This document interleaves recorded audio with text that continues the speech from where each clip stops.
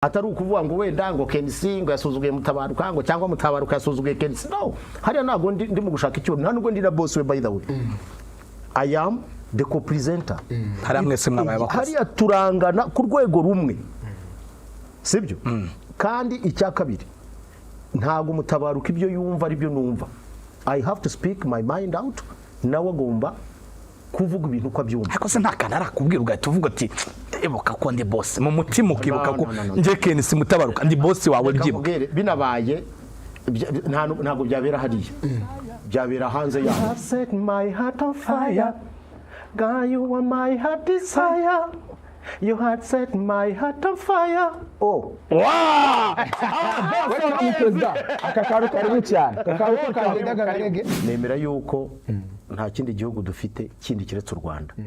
None ngerekana nabikubwire if nubwo haba icyo ari cyo cyose iki gihugu nakivamo either ndi muri serike ubwo wenda umuntu yavanyemo akanjyana ntafite ubwenge cyangwa nkakigwamo.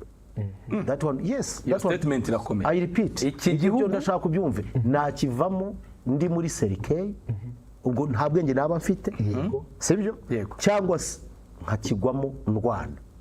Ibyo bantu banabyumve. That's why I always try to keep myself fit. Agataho ngaho naje kujoininga iyo jani. Yego. Njya mu gisirikare. Nsavinga muri battalion zitandukanye. Kuko ntabwo ari ibanga mu banyoboye abenshi harimo Alvin. How are you? You are live now? You are live. I'm somewhere in the on the set. Eh? Yeah. So you are live. They are going to ask you a question. You understand? You spell it without any problem. Okay? Yes. Aha. Now. Hello, Alvin. Hello. Hello. How are you?